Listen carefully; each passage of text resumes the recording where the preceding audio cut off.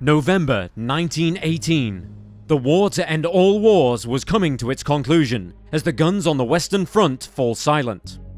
For 4 years prior, the army of German Kaiser Wilhelm II had shot and shelled its way into France and Belgium, but had been held back from total victory behind a line of trenches and barbed wire. France had survived, but its lands were scarred and its people felt lost like never before. Thus, when war loomed once again, the French swore that they would be ready for it.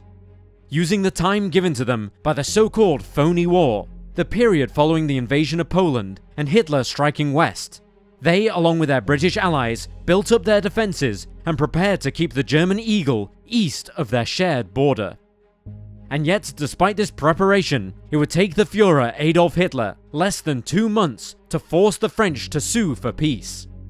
In this episode, we are going to examine the events leading up to the invasion of France, examine the strategies of both sides, and chart the fall of France under the Nazi jagdboot. Welcome to Wars of the World.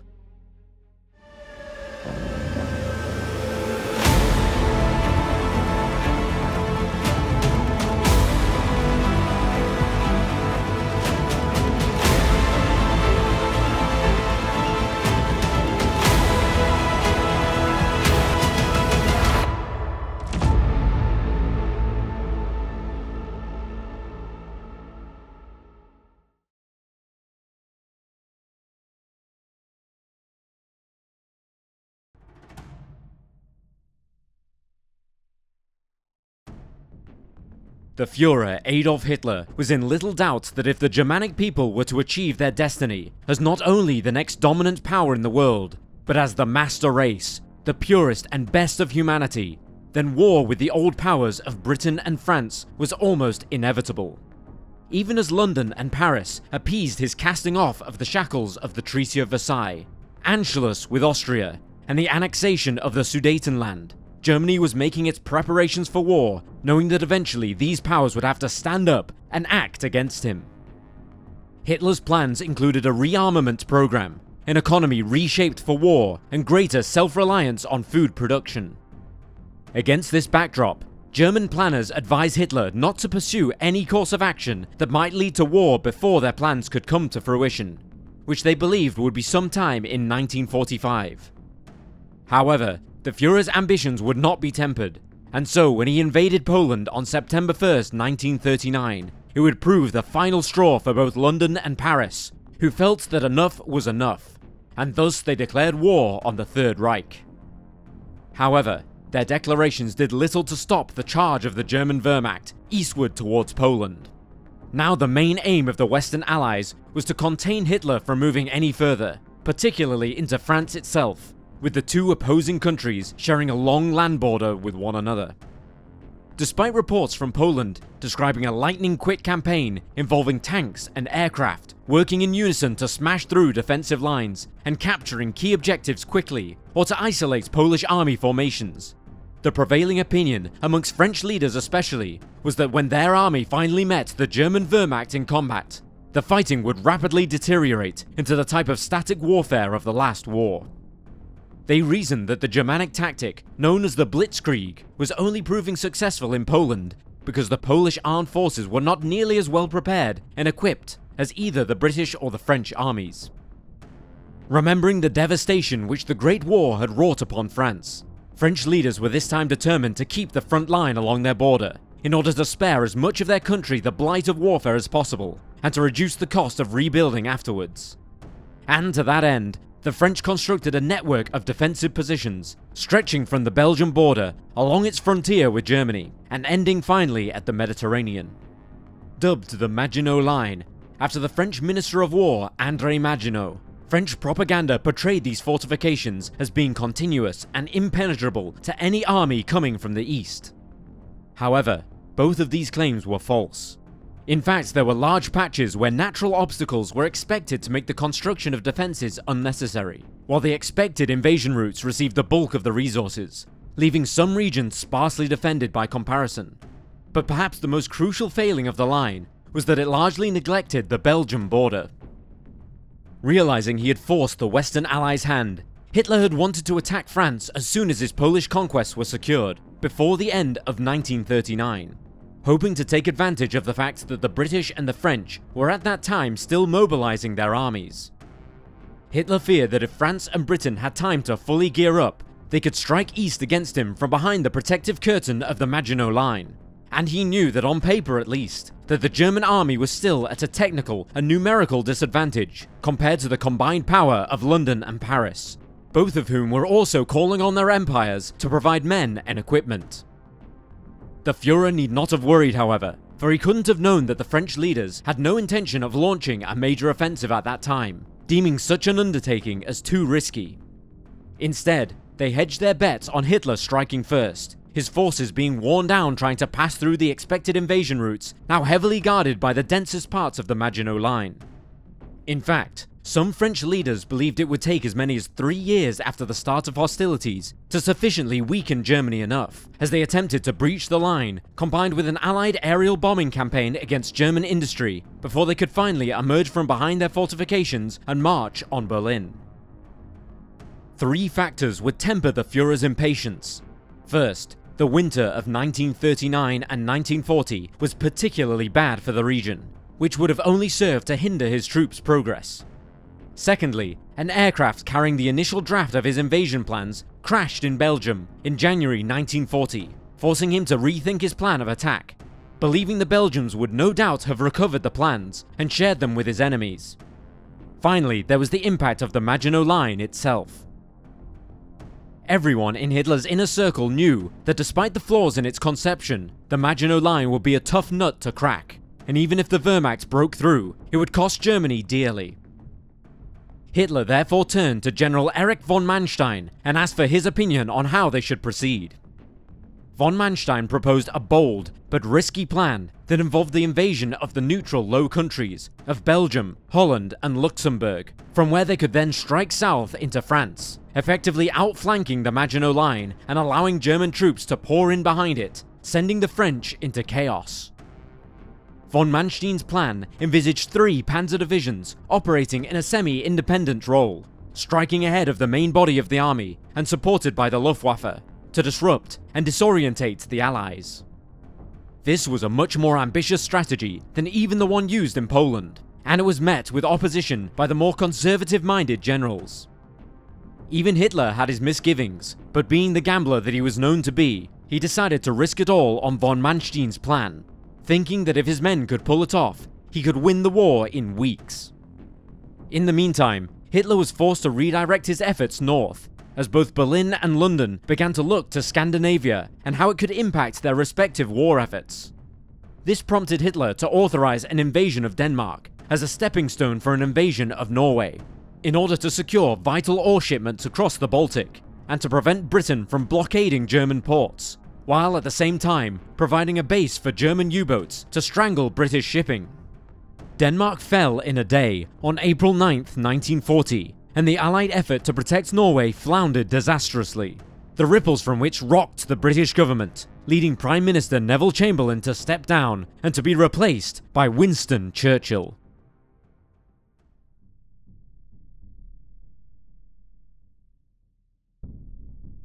By May 1940, the German battle plan was in its final stages of preparation and consisted of 2 distinct elements, namely Fall Gelb, or Case Yellow, which would instigate the push westward, followed then by Fall Rot, or Case Red, which would finish the job.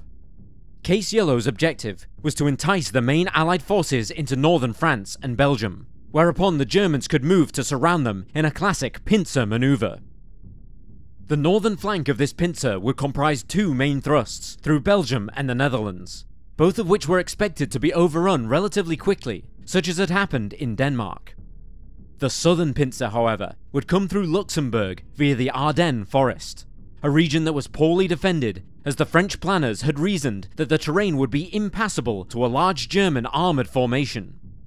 Once the pincers were in place, the German forces, using highly coordinated tank, artillery and air power, would isolate the Allied troops into pockets, whereupon they could be pummeled into submission before the Germans advanced further, repeating this tactic when they encountered further Allied units, forcing the French army and the British Expeditionary Force, or BEF, into retreat towards the English Channel and defeat.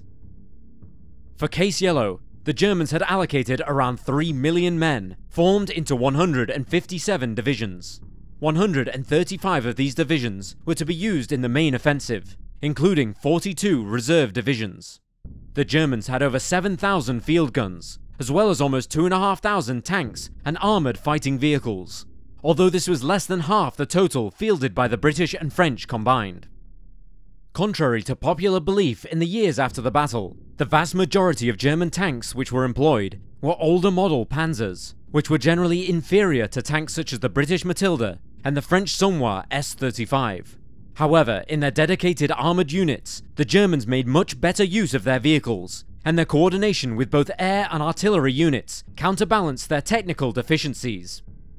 With the plan in place and the preparations complete, the Germans struck out on May 10th, 1940. The swiftness of the attack caught everyone by surprise, including at times the Germans themselves, and it immediately created a stream of refugees trying to flee westward from the fighting, clogging up the roads and the railways, which only further hampered the Allied effort to redeploy their forces effectively. Nevertheless, just 48 hours into the advance, both sides would meet in what would become the first of the war's truly great armoured clashes, as the German 16th Army Corps found its way blocked by the French Corps de Cavalerie near Hanut, Belgium, who were attempting to link up with British forces. Both sides employed some 600 tanks each, but the Germans enjoyed a numerical advantage in infantry. The resulting battle was tactically inconclusive, with the Germans unable to block the French from linking up with their British allies, but it cost them twice as many tanks lost as the Germans. In the air, meanwhile, the Germans were enjoying widespread success. The Luftwaffe's Messerschmitt Bf-109E fighters proved superior both in performance and tactical employment than either the British or the French fighters, and they savaged Allied bombers that proved woefully underprotected, with it not being uncommon for entire Allied squadrons to be lost in a single day. Meanwhile, German bombers flew over the Maginot Line to attack Allied air bases and disrupt the movement of reinforcements. Without doubt, the aircraft that came to symbolize the high-speed blitzkrieg style of war was the Junkers Ju 87 Stuka dive bomber. With its menacing, almost vulture-like appearance, and its uncanny ability to dive nearly vertically to put a bomb on a target as small as a tank, the Stuka became one of the most feared German weapons and was one of the keys to German success. In order to best use their bombers and artilleries in support of their troops, the Germans equipped far more of their units with radios than the Allies did, which, as well as helping coordinate airstrikes, also meant that the German High Command could have the most up-to-date information of what was happening on the battlefield. By May 13th, General Erwin Rommel, the future Desert Fox, in command of the 7th Panzer Division, crossed the Meuse River near Dinant, Belgium, and quickly established a bridgehead on the western bank. 2 days later, on the southern flank, General Heinz Guderian began to break through the main French line at Sedan and began his charge towards the English Channel.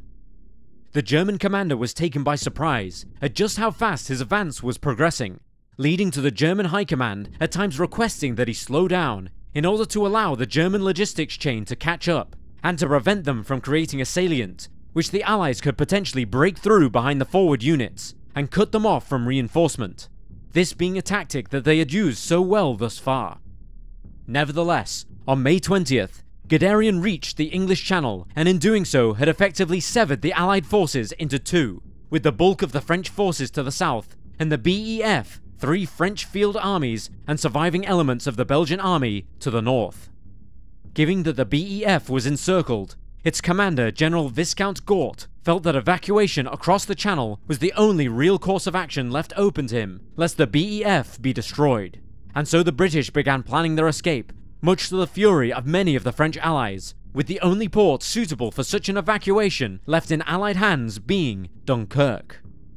However, despite their success, the Germans were still meeting stiff resistance in some areas, where the British and French had been able to organize themselves effectively, such as at Arras, a city on the edge of the Flanders Plain, ideal terrain for the deployment of large formations of tanks.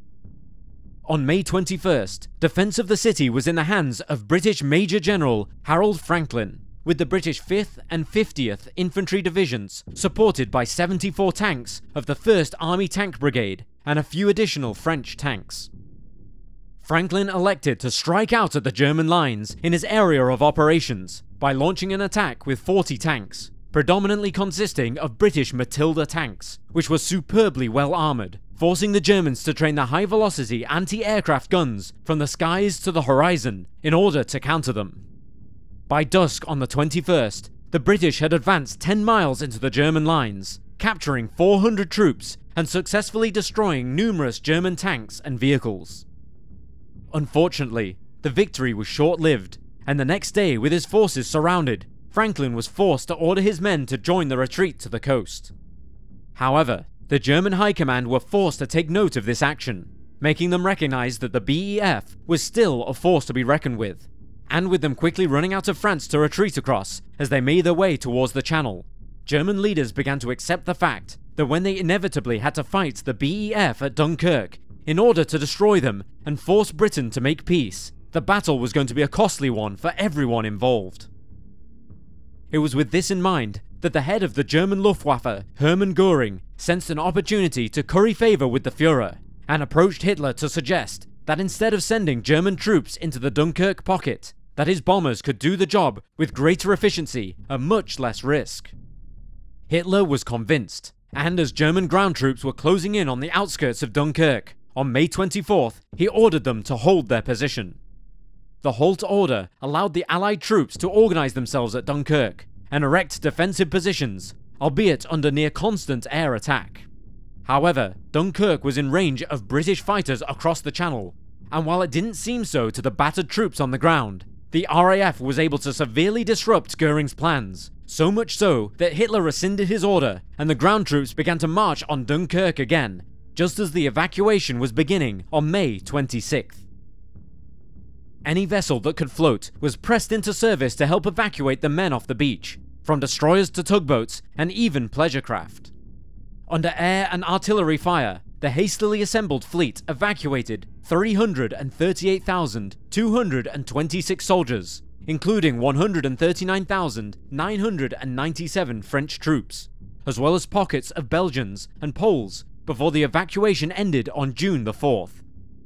The evacuation was portrayed as a success in Britain, but the leadership there knew that the British Army had lost much of its tanks and vehicles in the fight for Belgium and France, which would be needed in continuing the fight for southern France, or possibly even defending Britain itself.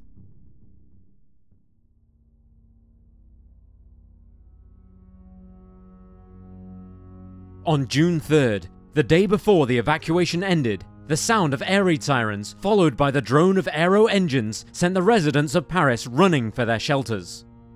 There had been numerous false alarms in the previous few months, but this time it was for real, as the Luftwaffe targeted the city's Citroën factory.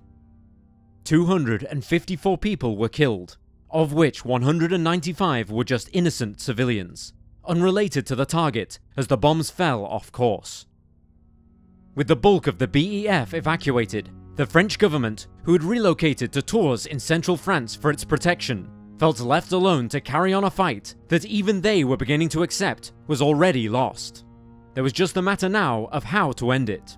either with some kind of negotiated peace or to fight to the very last man in what would ultimately be simply a gesture of resistance. While pondering this point, on June 5th, the Germans switched to the second part of their invasion plan, Case Red, with an attack across the Somme and Aisne rivers, before charging into central France with the objective of taking Paris, while a separate force was redirected back to attack the troops manning the Maginot Line in order to prevent them from interfering.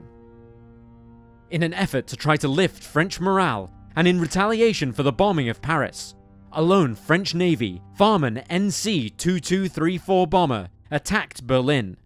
but the effort was overshadowed by the encroaching German advances. On June 9th, the French main lines collapsed, and the Germans were approaching the outskirts of the French capital. French Prime Minister Paul Reynaud, who had by now relocated his cabinet again from Tours to Bordeaux, decided that Paris was too important to be turned into a battlefield, and so to protect it, he declared the city open, and in doing so effectively surrendered it. As if Providence had sided against his country, on June 10th, the news came that Italy had also declared war on Britain and France. On the morning of June 14th, German troops entered Paris, and by the afternoon, the famous Eiffel Tower bore the Nazi swastika. Along the Maginot Line, fortresses fell one by one as the fighting dragged out over the days that followed, but few of the French defenders surrendered or abandoned their posts. Despite the evacuation of the BEF, additional British and Canadian troops did arrive back in France in small numbers, while the bloodied RAF continued to fly bombing missions against the German forces, but they could do little against the inevitable. Unable to bring himself to surrender to Hitler, Prime Minister Reynaud resigned on June 16th and was replaced by the First World War hero Philippe Pétain, who began suing for peace, a peace the terms of which would now be dictated completely by the Fuhrer. Appalled that the French didn't appear to have the stomach to fight on when much of France was yet to be occupied, Winston Churchill suspended further cooperation, although he had to admit that his own country was hardly in a position to aid his ally in any significant fashion.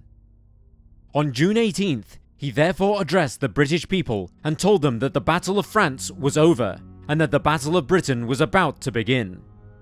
In Berlin, an utterly ecstatic Hitler selected the Compiègne Forest as the place for the negotiations with Pétain, this having been the site of the 1918 armistice, which ended World War I with Germany's surrender and the humiliation that it would bear under the Treaty of Versailles. As an act of revenge, Hitler demanded that the signing of the new armistice take place in the same rail carriage where the Germans had signed the 1918 armistice. On June 21st, 24 hours before the meeting was scheduled to take place, Hitler ordered that Paris be preserved as the world knew it, hoping to foster amenity with Churchill, whom he hoped might finally see sense and would now sue for peace as well. The Fuhrer also feared that any destruction of such a treasured city would anger the United States, whom he feared might break their neutrality and join the war against him. On June 22nd, 1940, the armistice between France and Nazi Germany was signed. Hitler had achieved in less than 2 months what the Kaiser had failed to do in 4 years. It had cost the Wehrmacht 27,000 dead and more than 11,000 wounded and 18,000 missing. French losses were in the region of 92,000 dead and more than 200,000 wounded, while the British Expeditionary Force suffered 10,000 killed and 78,000 wounded. This making a combined total of 129,000 dead and 397,000 wounded or missing in just 2 short months. During the fighting, German troops, particularly those of the Waffen-SS, committed many atrocities against prisoners of war which they had taken, particularly those from France's North African colonies. During the fighting around the small castle at Chasselet, between June 18th and 20th for example, a time when it was clear an armistice was about to be declared, around 100 Senegalese soldiers who had surrendered with their white officers were marched into a field and machine-gunned by SS troops. Some French forces, particularly those under French General and Under-Secretary of War Charles de Gaulle, refused to accept any armistice and continued fighting before escaping to Britain or to French colonies in North Africa. Some fortresses along the Maginot Line continued fighting well into July, signaling to the Germans that while France may have fallen, its national pride and spirit of resistance was yet to be stamped out. Pétain would remain the leader of France, but in reality, he was little more than a puppet. Germany occupied the northern and western regions of France in order to continue the war with Britain, while Pétain controlled the unoccupied southern and eastern regions from the resort town of Vichy, leading to the name Vichy France to distinguish the collaborationist regime.